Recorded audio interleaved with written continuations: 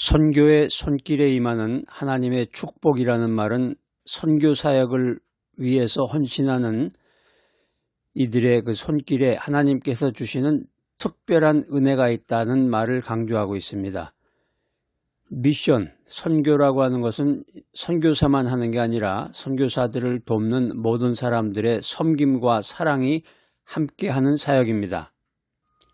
오늘 바이블 메시지는 선교를 지원하는 손길이 하나님의 계획 속에서 어떤 축복을 받는가 하는 것을 탐구하고자 합니다. 여러분이 이 메시지를 통해서 선교 사역에 동참하는 기쁨을 느끼고 하나님의 축복을 경험하는 동기가 되기를 바랍니다. 신학자 존 웨슬리는 이렇게 말했습니다. 하나님께서 주신 것을 나누는 자는 결코 손해를 보지 않는다. 이 명언은 섬김과 나눔이 하나님의 축복으로 돌아온다는 의미를 담고 있고 우리에게 선교를 돕는 삶이 결코 헛되지 않음을 가르쳐주고 있습니다. 오늘 첫 번째 바이블 메시지, 선교를 돕는 손길은 하나님의 뜻을 이룬다. 올해 42세의 김용훈 씨가 있습니다. 가명입니다. 서울의 사랑누리교회 집사님이신데 선교부에서 봉사하고 있습니다. 김 집사님은 중소기업에서 인사팀장으로 일하고 있는데 아프리카 선교를 위해서 기도하면서 매달 후원금을 보내고 있습니다. 중소기업에서 인사팀장으로 일하다 보니까 여러 가지로 돈 나갈 곳도 많고 또 자녀들 학원비도 내야 되고 여러 가지로 부담이 많은데 매달마다 이 선교 헌금을 낸다는 것이 경제적인 부담이었지만 헌신을 멈추지 않고 계속해서 기도하면서 선교 사역을 했습니다. 그러던 어느 날 중소기업 인사팀장에서 예상치 못한 승진과 보너스를 받게 됐습니다. 김 집사님의 경우처럼 선교를 돕는 손길은 하나님의 뜻을 이루며 축복으로 돌아온다는 것입니다. 이타리인이라는 말이 있습니다. 남을 이롭게 하면 나도 이롭다는 뜻인데 선교를 위한 섬김이 하나님의 뜻을 이룬다, 이런 의미를 우리에게 전해주고 있습니다. 마태복음 6장 33절 말씀입니다. 여러분 이 말씀 암송하시죠? 이 말씀 기억하는 그 별명이 있는데 마태복음 6장 33절, 이걸 이제 마육삼삼이라고 그래요. 마태복음 6장 33절 마육삼삼. 자, 한번 외워보세요. 시작. 너희는 먼저 그의 나라와 그의 의를 구하라. 그리하면 이 모든 것을 너희에게 더하시리라. 마육삼삼, 이 말씀 아주 간단하면서도 우리가 이제 암송을 하면서 기도할 때마다 이 말씀을 떠올리면서 묵상도 하고 기도도 하고 큐티도 하게 되면은 이 말씀 속에 참 엄청난 그 진리의 메시지가 숨어 있구나.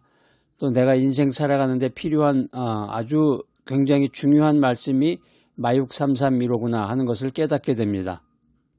먼저 구하면 모든 것을 더하시리라. 이 마육삼삼의 이제 핵심 내용인데 더하시리라. 이게 이제 추가하다, 덧붙이다, 보너스를 주신다는 거예요. 예수님께서 산상수훈에서 하나님의 나라를 우선순위로 두라고 가르치시면서 그에 따른 축복을 약속하고 계십니다. 오늘 마태복음의 이 성경 구절은 하나님의 뜻을 따르는 자에게는 물질적, 영적 필요가 채워짐을 보여주고 신학적으로 우선순위의 중요성을 강조하고 있습니다. 바이블 메시지를 그냥 이렇게 들으면서 자신의 생활을 하는 것도 참 좋은 일이지만 선교를 돕는 일을 우선하며 하나님의 뜻을 구하는 삶을 살아야 되겠습니다. 두 번째 바이블 메시지는 선교를 돕는 손길은 공동체를 세운다. 올해 46세의 박소영 씨가 있습니다. 가명입니다. 박소영 씨는 부산의 빛소금교회 권사님이신데 구제부에서 봉사하고 있습니다. 사회생활로는 이제 프리랜서 번역가로 활동을 하고 있는데 권사님은 선교사 훈련 프로그램에 음식을 제공하면서 봉사하고 있습니다. 사람들이 모이면 제일 중요한 것 중에 하나가 이제 먹는 거죠. 먹는 거. 사람들이 이제 모이기 위한 이제 장소도 중요하고 장소 세팅하고 나중에 이제 청소, 그 다음에 이제 장소에 사람들이 모이면 또 먹어야 되고, 이 권사님이 이제 프리랜서 번역가로 이제 활동을 하면서 선교사 훈련 프로그램에 이제 음식을 제공하고 이제 봉사하고 있었는데 시간이 부족했습니다. 자기 자신을 위해서 집에서 밥을 해서 먹기도 힘들 텐데 선교사 훈련 프로그램을 위해서 이제 음식을 제공하려면은 식재료를 사다가 음식을 만들어 가지고 또 그것을 또 운반해야 되고 쉽지 않죠. 그러니까 시간이 부족했는데 교회 공동체가 함께 돕자 사역이 풍성해졌습니다. 우리가 이제 십시일반이라는 말을 하는데 이제 이 권사님처럼 선교를 돕는 손길이 이렇게 생기면 여러 사람이 돕게 되고 공동체를 세우게 되고 하나님의 축복을 나누게 된다는 원리입니다.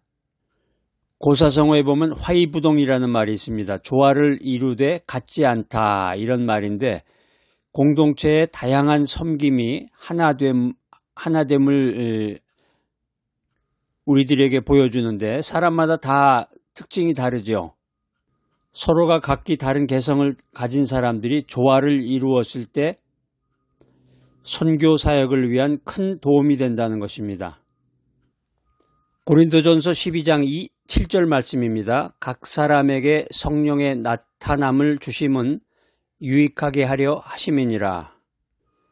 이 말씀은 성령의 은사가 공동체를 세우기 위함을 강조하는 말씀인데 각자의 섬김이 교회를 강하게 함을 보여주고 있습니다. 신학적으로는 연합의 가치를 드러내는 귀한 말씀입니다. 오늘 바이블 메시지 들으시는 여러분들 선교 사역을 위해서 기도하고 선교를 위해서 협력하고 섬김을 실천해 나가야 되겠습니다. 세 번째 바이블 메시지, 선교를 돕는 손길은 영원한 상급을 받는다.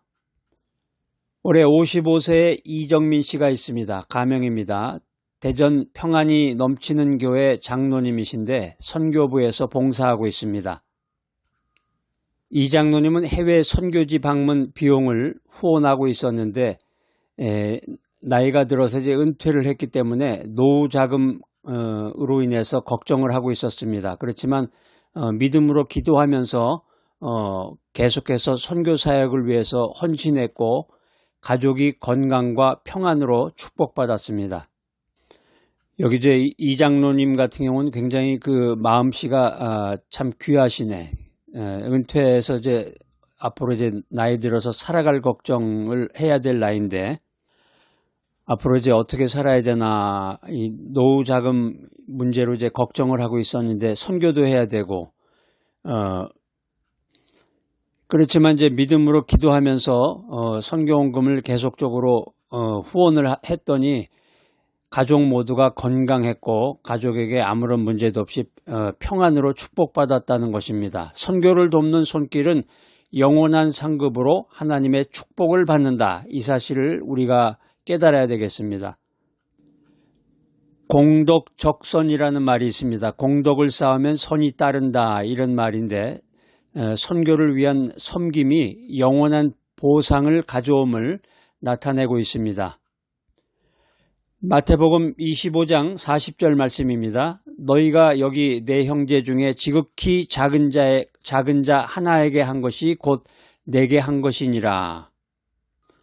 오늘 예수님께서 최후 심판 비유에서 섬김의 행위가 예수님께 드리는 것임을 가르치고 있습니다. 오늘 이 말씀은 선교를 위한 섬김이 예수님과의 관계로 이어진다. 이런 사실을 우리들에게 보여주고 신학적으로는 상급의 약속을 강조하고 있습니다.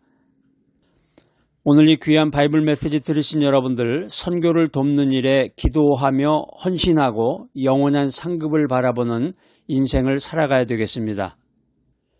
선교의 손길에 임하는 하나님의 축복은 하나님의 뜻을 이루고 공동체를 세우며 영원한 상급을 받는 축복의 여정입니다.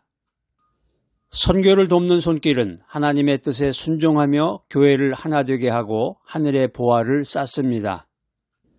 신학자 찰스 스펄전은 이런 말을 남겼습니다. 하나님의 일에 손을 대는 자는 하나님의 손에서 축복을 받는다.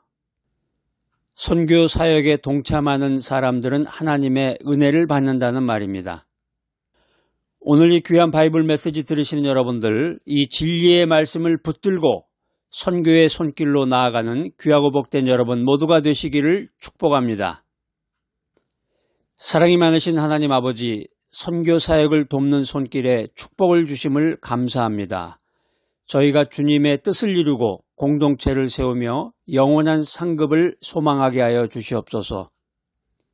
선교를 향한 섬김을 통해서 주님께 영광을 돌리며 살아가도록 인도하여 주시옵소서. 예수님의 이름으로 기도드립니다. 아멘.